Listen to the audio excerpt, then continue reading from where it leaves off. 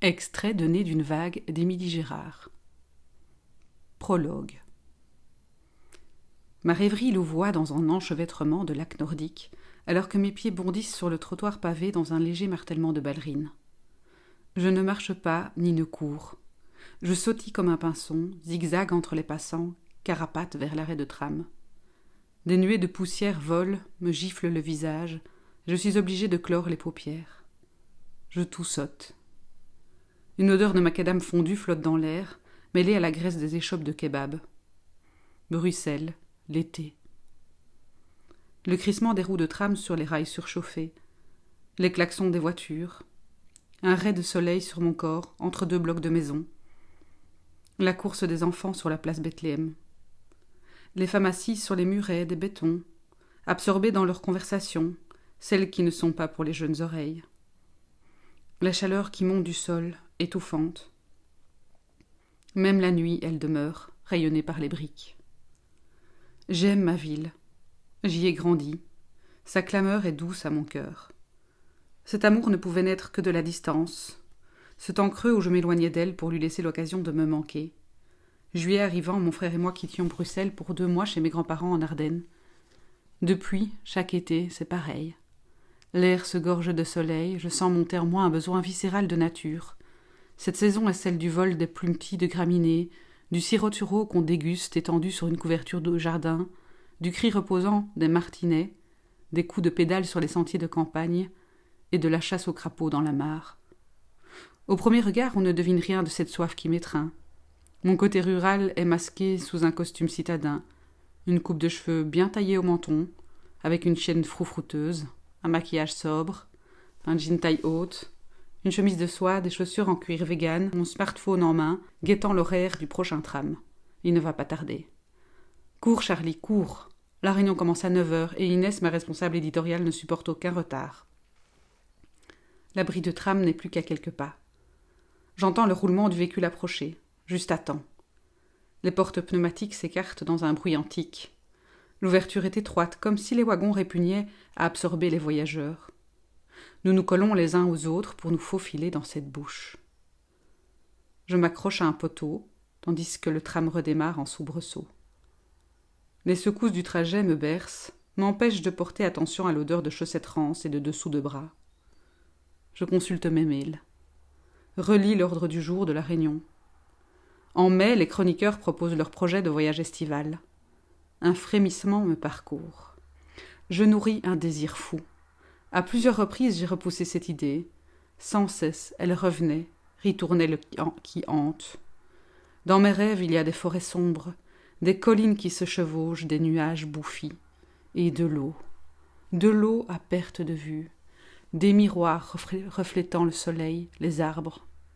Dans mes rêves, il y a ce canoë, avec cette femme dessus, une femme déterminée qui embrasse la nature. Une baroudeuse que rien n'effraie. Cette femme, c'est moi. Les terres nordiques me tendent les bras, m'appellent de leurs vœux. Elles désirent que mes pieds foulent leur sol, que mon âme vienne se nourrir à leur sein. Voilà le projet que je caresse, un canoë-trip en solo, en Suède.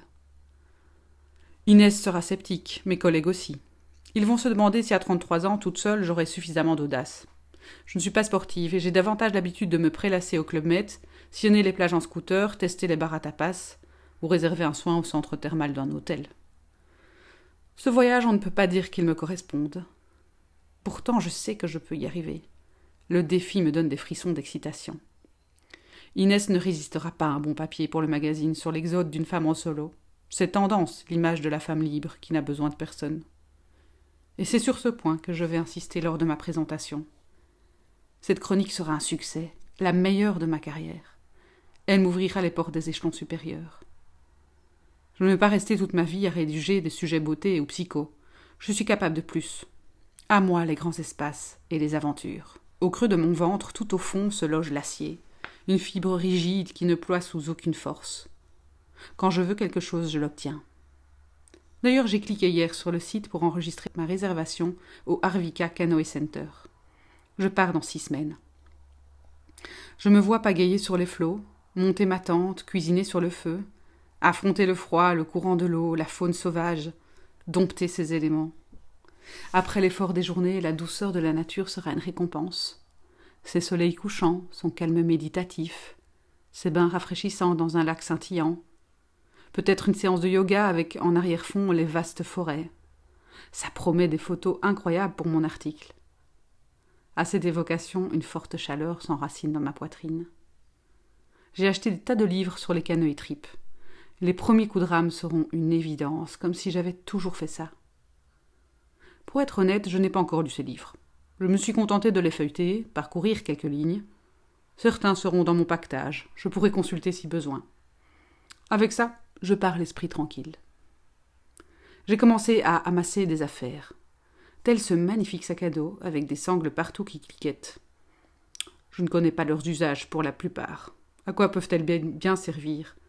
Quantité de sites le recommandent comme un sac hyper pratique à avoir absolument. J'ai claqué une belle somme d'argent dans un filtre à eau, une tente et une tangria. Je n'avais jamais entendu ce mot avant de préparer ce voyage. Il me fait davantage penser au nom d'une culotte à la mode qu'un set de cuisson et de casseroles bien emboîtées. J'ai écumé les bricots pour choisir une hache, les guides disent qu'il en faut une, puis les magasins de randonnée pour trouver le bon duvet et des sacs étanches pour emballer mes sacs dans d'autres, encore plus perfectionnés, résistants à l'eau. Ça en fait des putains de sacs. J'ai aussi acheté de jolis tops et des shorts de marque. Une femme doit rester élégante, même dans la nature, non ? J'ai demandé à mon médecin un tas d'ordonnances pour remplir une énorme trousse de pharmacie pourvue de désinfectants, kits de suture, pansements pour les ampoules, crème pour brûlure, antibiotiques à large spectre en cas de parasite ou d'infection, pince antithique. Ma mère a décrété que c'était une pure folie. Elle m'a raillé sans vergogne. Tu seras incapable de faire ça. J'ai senti un truc bizarre quand elle a lâché cette phrase. Des mains se pressaient sur ma gorge à tel point que l'air m'a manqué. Si je cédais à ma mère, si j'abandonnais, j'allais juste crever. Elle a tenté de me dissuader en énumérant tous les dangers possibles.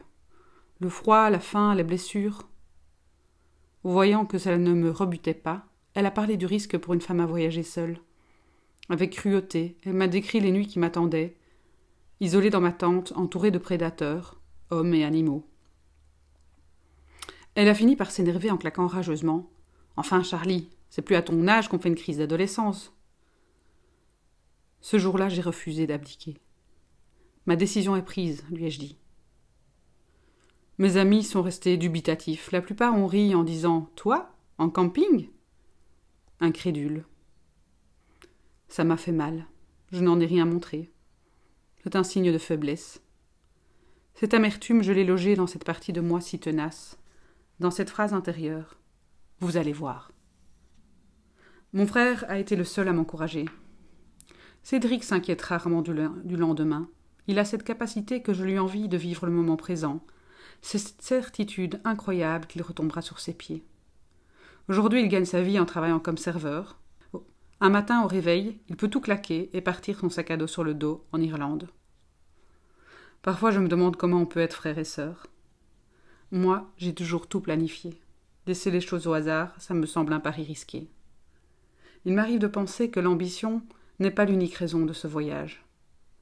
Et si j'avais envie d'accomplir quelque chose de fou, que je ne contrôle pas vraiment ? Tout bazarder, bousculer mes certitudes, sentir que ma route peut vibrer, prendre une tournure nouvelle. J'ai besoin de méandres, de boucles, de sursauts, non pas d'une ligne droite sans surprise. Le tram s'immobilise, pilant sur ses freins. C'est mon arrêt. Je me précipite hors de l'habitacle et poursuis ma route vers mon bureau, l'esprit déjà en Suède. Les jours prochains, je serai sur ce bout de terre nordique, une plage au bord d'un lac immense situé dans le Värmland. Je tremble de ce que je fais. Je tremble encore plus de ne pas le faire. Je vais là où nul me connaît, là où les possibles sont multiples, là où je peux être qui je veux, sans passé ni avenir, juste un présent.